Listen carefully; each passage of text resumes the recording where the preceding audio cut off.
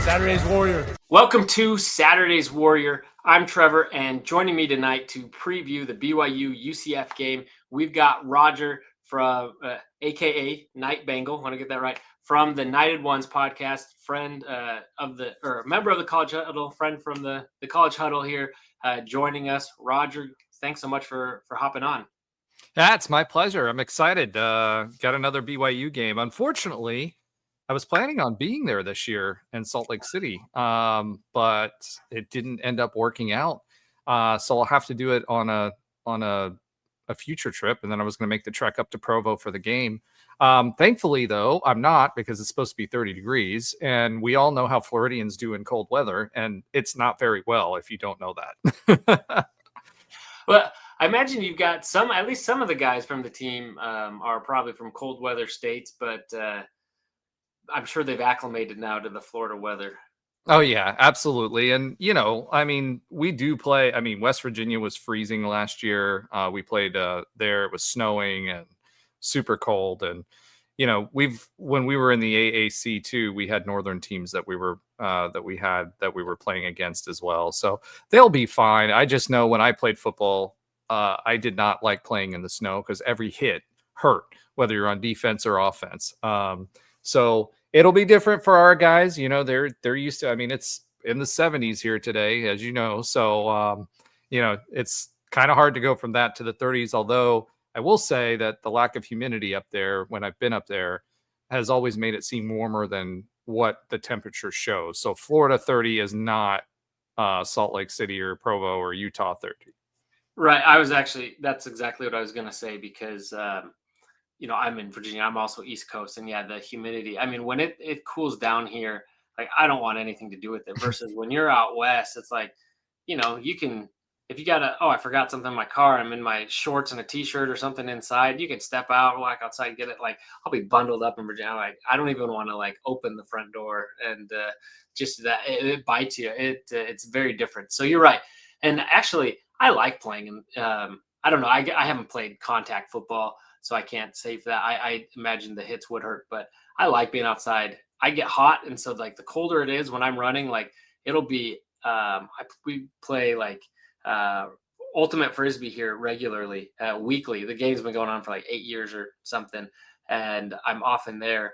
And even in the winter, when it'll be high 30s, low 40s, whatever, and I'll be in a t-shirt just because it get hot, and you just want to be cool when you're playing. So in some ways, I like that, but I'll be at home watching these games, these cold weather games, and you see all the steam coming up when they're breathing, and it just makes me cold, just for them, just watching it. Yeah, no way. I've got to be bundled up. I can't watch this.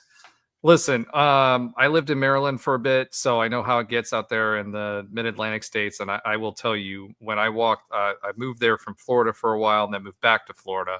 And, the winters, quote unquote, mild winters up there were cold for me. I was layered to the nth degree. Well, when I went to Wegmans, when it was cold outside, I was fully layered, and there'd be people running around in shorts and t-shirts and stuff with their 7-year-old, or well, not t-shirts, usually a hoodie and shorts, and it's 20 degrees out, blowing wind, and I'm like, is that not child abuse? What's going on right now? But you know how it is up in the mid-Atlantic. That's what they do and how they roll up there. It's not for me. I'll tell you though, kids are crazy. I went to a few weeks back, a high school football game. I knew some kids in the high school, wanted to go support them and see. It had been a long time since I'd been to a high school game, and our team is bad, but it was fun nonetheless.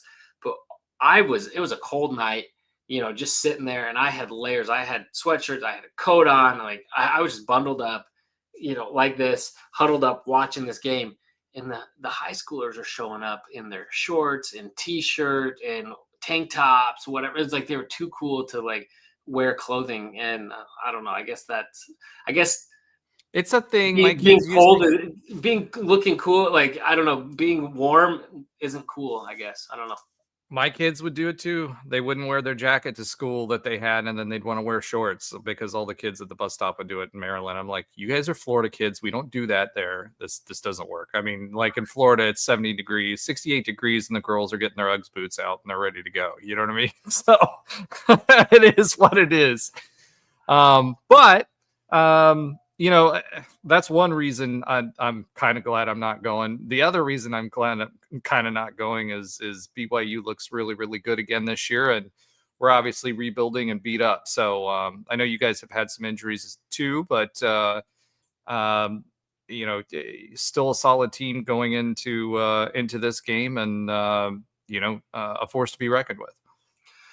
Yeah, absolutely. And it's been an exciting year for BYU. But why don't you tell me about UCF's mindset coming into this year? Obviously, change at coach, bringing Frost back um, to coach the team, which is funny after our conversation talking about Frost being a Florida coach, but with the last name, because obviously very warm, but they'll have a taste of the Frost there in Utah this weekend. It is during the day. They'll be in the sun, so it might not feel so bad. But so tell me a little bit about the rebuild with this team, the direction it's moving, and how it's changed from one coach to the next, and how they're looking to build upon this year going forward. Yeah. Okay. I hate to say this way, but about the only thing that we're looking to build this year is culture, right? And this entire year was thrown together. Gus Malzahn left. He went to Florida State. He's doing what he did here at Florida State, which means putting up a lot of yards and not scoring many touchdowns. So, literally, they have a UCF quarterback there. But for UCF this season specifically, once Gus left, which he did us a favor by leaving in the way that he did because we didn't have to pay him a buyout, right? Because he was ready to be fired, but he would have had a significant buyout, which would have hindered us at the time because like you guys were dealing with half shares and we were still paying, in our case, the AAC. So there wasn't a whole lot of budget to go around for that. So he left, he exited. Right before signing day, I think it was like a week before signing day is when Scott Frost arrived. So we went through, there was the coaching search. There were several names that were in place, but Scott Frost, Terry Mohajer had actually approached him before to try to recreate the success, to come back when we were looking, before. And he said, now's not the time.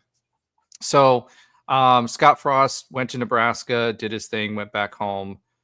He went to the LA Rams, and then he decided he was going to come back. So when he came back, it was much heralded. He has a brand of football built on culture. He's very much a player's coach.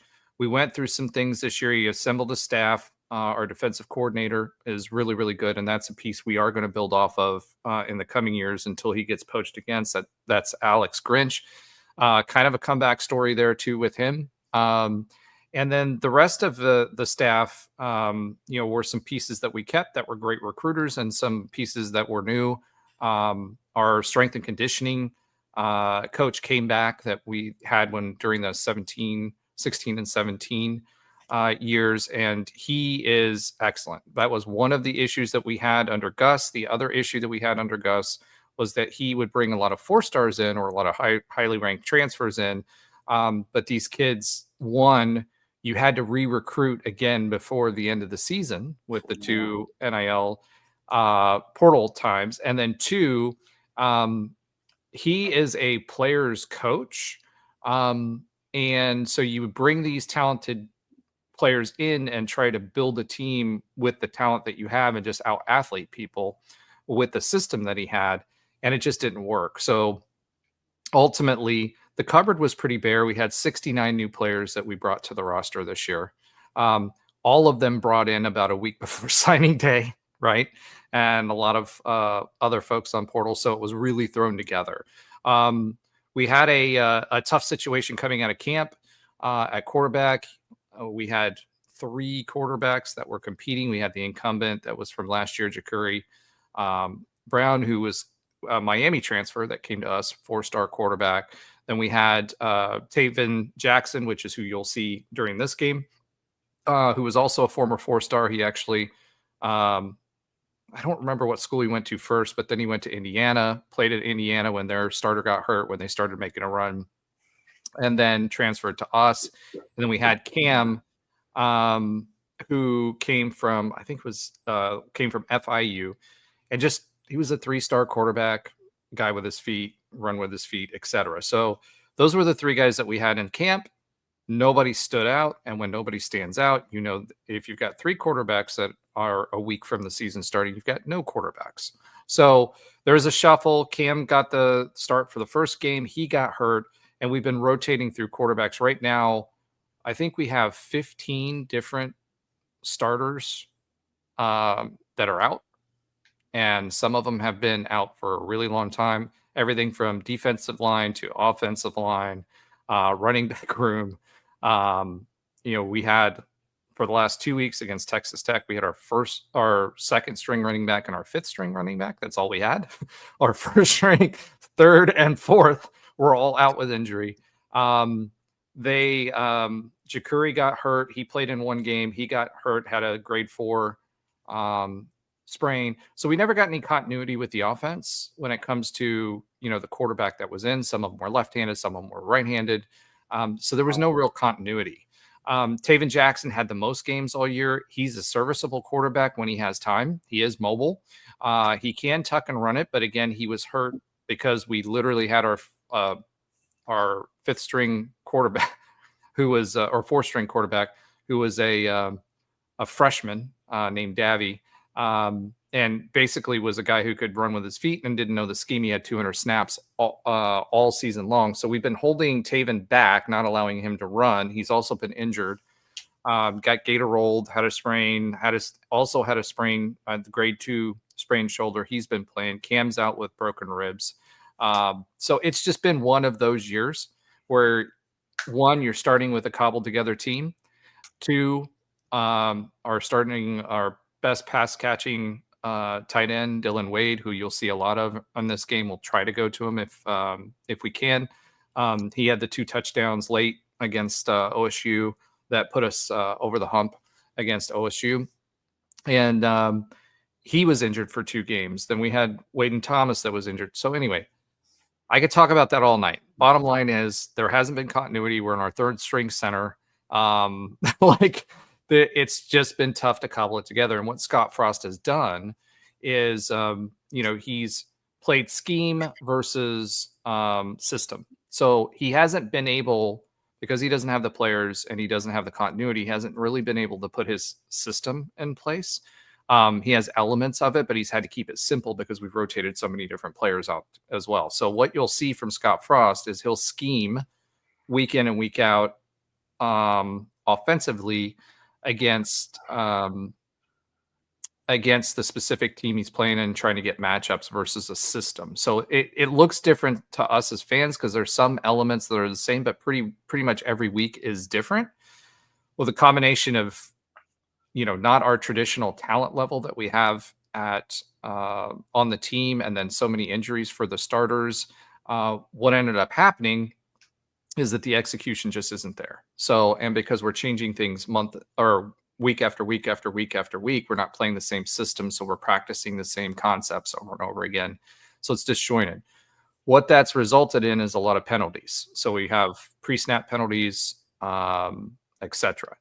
This offense can get going and has gotten going. I mean, they were averaging 450 yards a game going into the bye week, came out of the bye week, played Baylor. And after that bye week, Taven got injured again. And for the past few games, he wasn't mobile. So it really hurt us because our O-line isn't the best. I mean, we don't have a great O-line. Our center is our third string center. He was a third string for a reason. So teams have been able to get pressure on us with strong lines. And since he wasn't mobile, he has quick feet and he has the ability to roll out and throw on the run, whether it be across his body or wait for his receivers to come back towards him. Without that mobility and the threat of a running game from him, it's been tough sledding offensively. And that's why you see such a marked decrease in the offensive output of this team. Last week against OSU, he got some of that mobility back. He was able to run in the second half. He tested his leg out and was able to run to escape. And obviously the offense started clicking in the second half. And that offense, we run a lot of RPO. you can't hand the ball off every time, because if not, then the whole advantage of making a defense pick your poison, right? Whether he's passing or whether he's running or whether he's handing it off. When you, as a defender, if you have, only two choices you have to make and you're making your read and it's either A or B, it's a lot easier than if you have to add a third variable in there and one that you can't necessarily read. So that's really hindered our offense.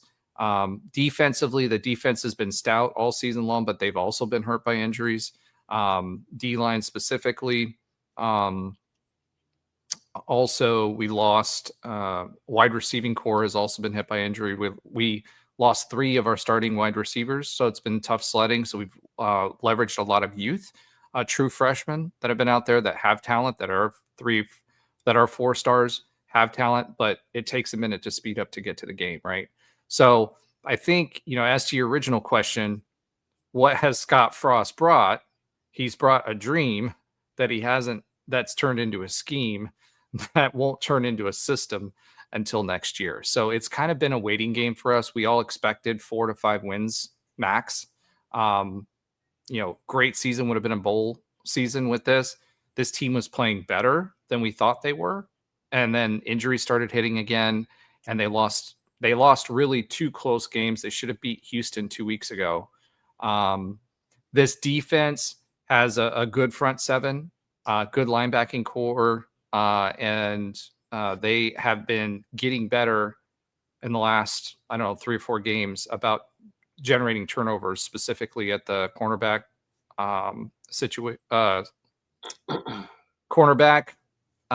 position. Philip Dunham is a guy to look out for. He had 3 picks against Houston alone. He had another pick the next week. He almost had 2 last week. So he's going to be the ball hawk kind of guy. We rely on our ability for our defensive line to get pressure in order to break up the timing. And our DBs, if we do that and we're sitting in a zone, are good enough to play with the depth on where they're sitting to be able to make it appear to a quarterback who's on the run that they don't see that extra DB and they'll step in front of that ball and get the turnover.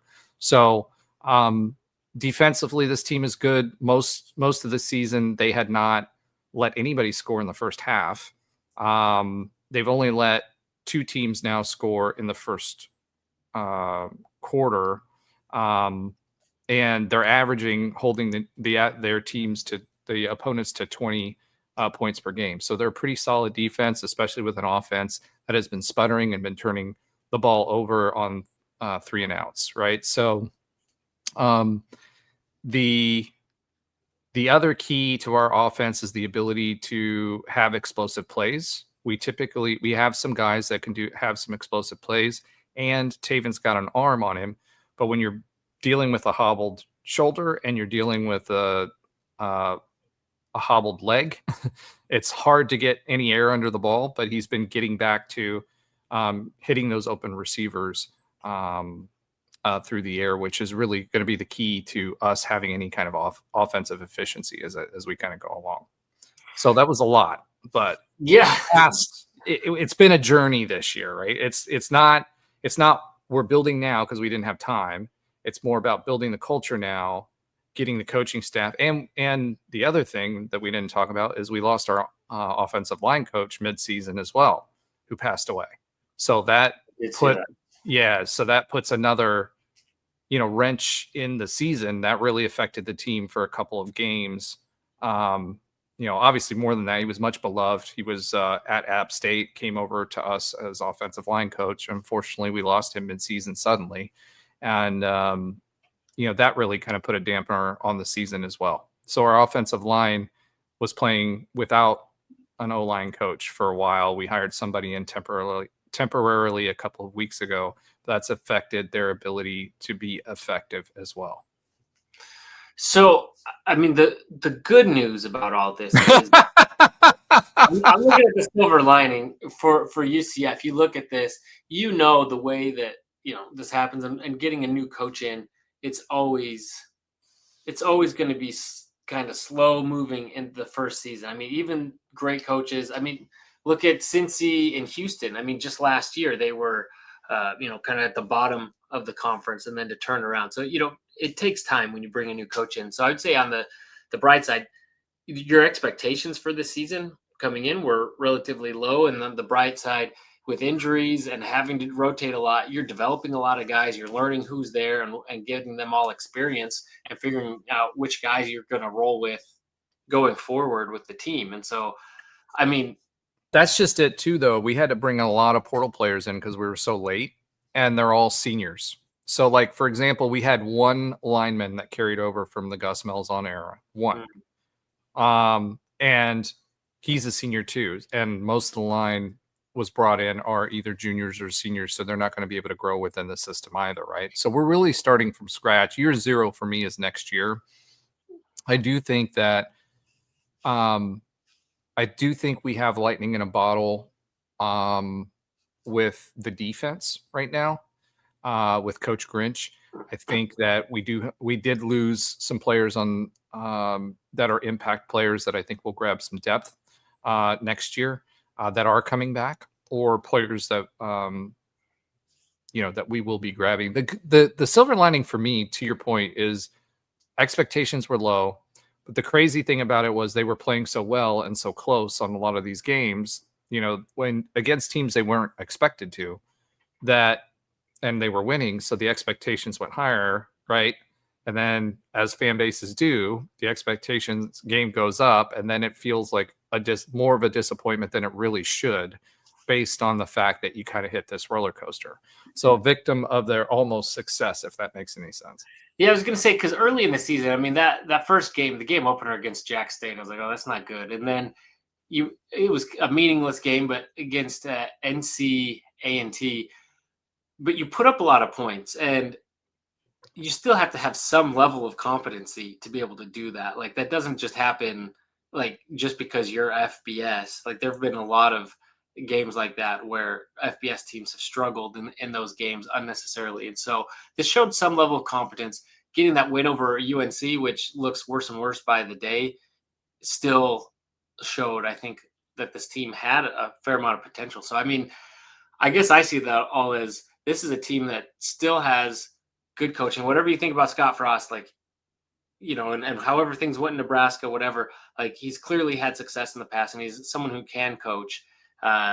Maybe the team is banged up, but you have 5 wins. So UCF isn't playing for nothing. Like, at this point, the chance of getting to a bowl game is on the line here. And so I expect to get UCF's best effort and not to simply roll over on this. And so I guess my question to you is, because you've had games like you said, we're right there hanging with Houston. Houston should have been a win. This was again another injury situation, right? So we get, and I hate to say this, but like we were winning the game, we get 4 turnovers on Houston. We turn them over. The defense played really, really well.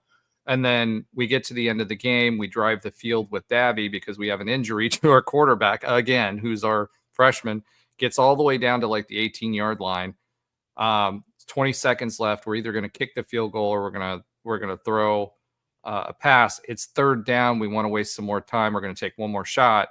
He waits a second too long to throw it, had a wide open receiver in the end zone, and maybe a half second too long. And then all of a sudden he gets picked off in the end zone and the game's over, right? So it's not even like, oh, well, it's a 1-score game. It's like a 18-yard game. You know what I mean? So it's, you're right. I mean, from that perspective, it's just the offense has regressed so badly because we've had so many injuries that have come up that I think that, to your point earlier in the season, the why we had faith in the ability to, get to a bowl game, because we got wins that we weren't expecting and played closer than we thought we should with some of these teams. And the offense was gaining momentum every week, right?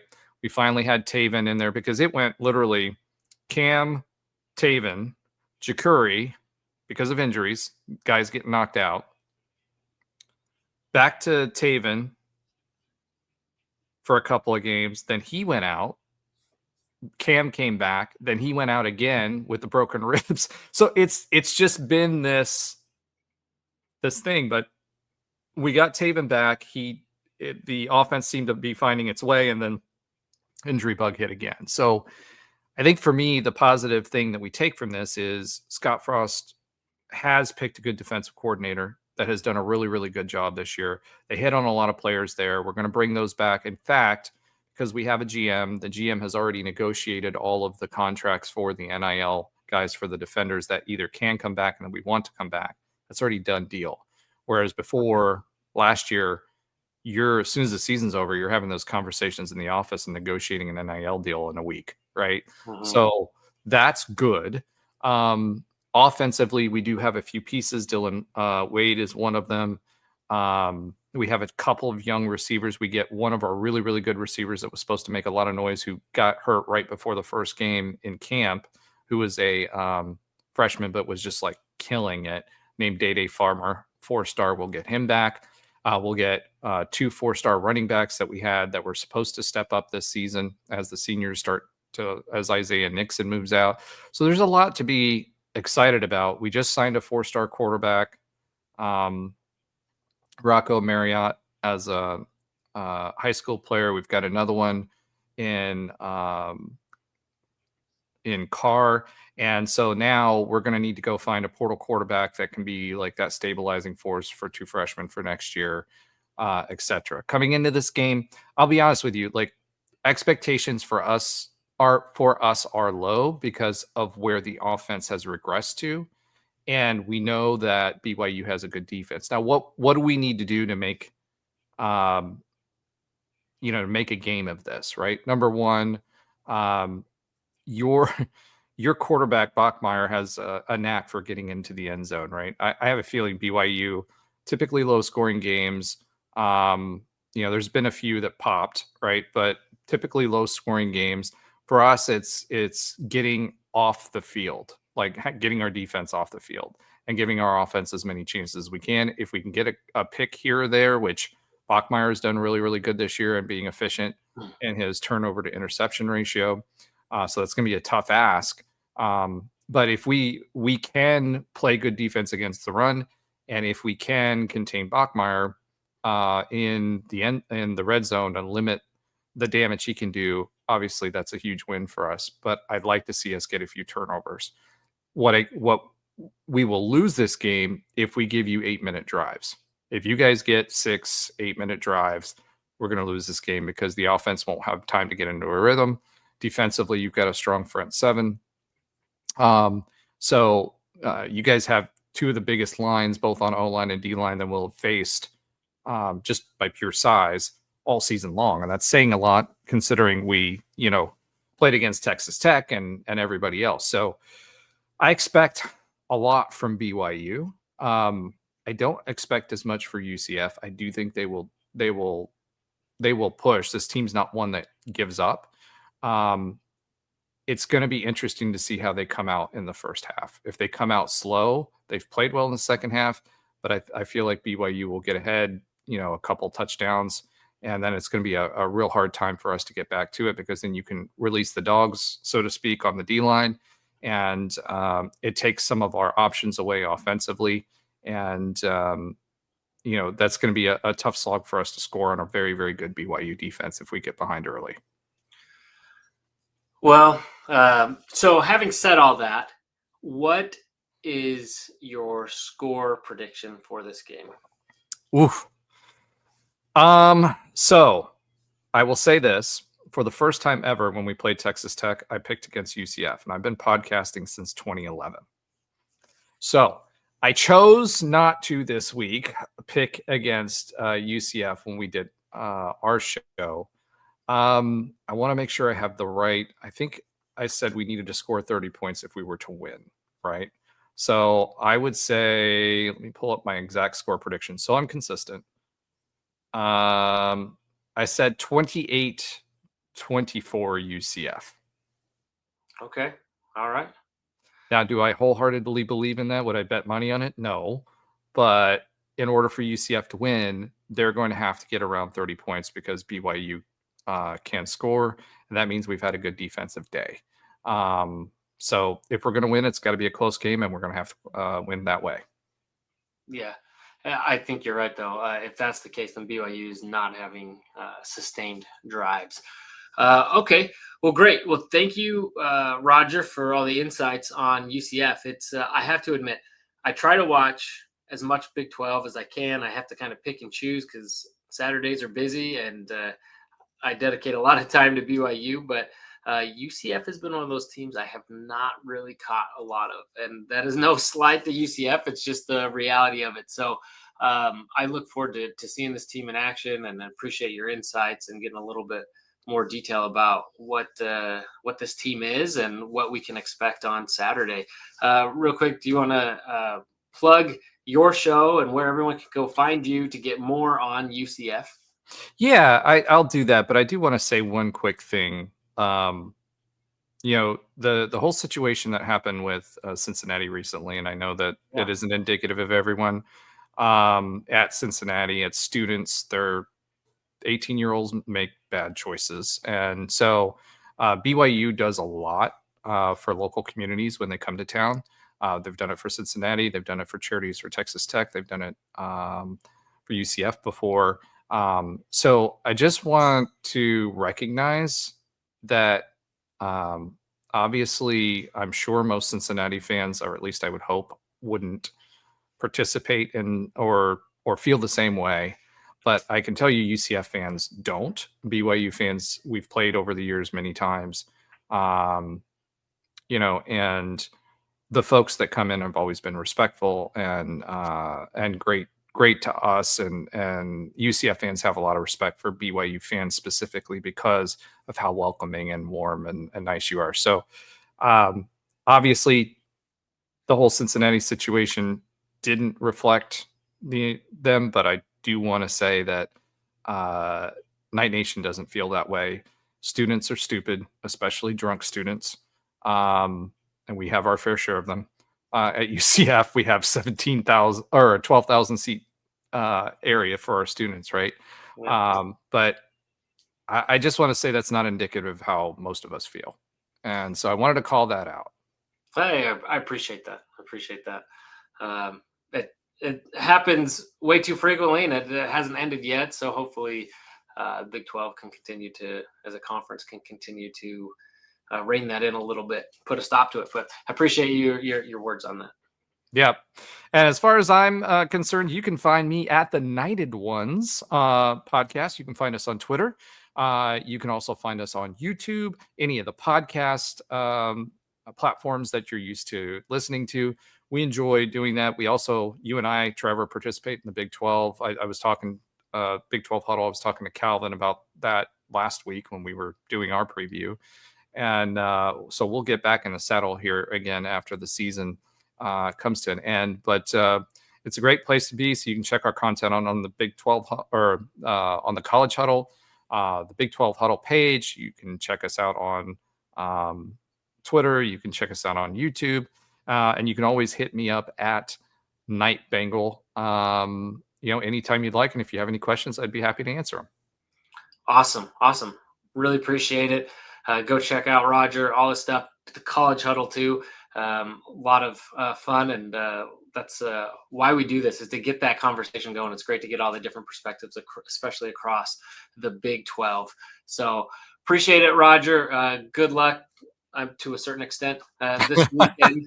And I assure you won't get any derogatory chants at the stadium there in Provo. So I'm still waiting for my cougar tail. Like I didn't know about the cougar tails the previous times I've been. So the next time I go out, I am excited to, and we play again, I'm excited to go get a cougar tail because I've heard they're amazing. Those weren't a thing when I was a student. So I too have yet to, being on the East Coast, I catch all the East Coast games. I too have yet to get a cougar tail. They need to, bring those along with them to the tailgates. Maybe they have, and I can, buy them that way. But yeah, get your cougar tail. Go to Provo next time we play. I can't remember when that is. It's probably a few years, but you'll have a chance to go catch a game and get that cougar tail. Excited. All right, man. Thank you. All right, take care. Go Cougs. Go Knights.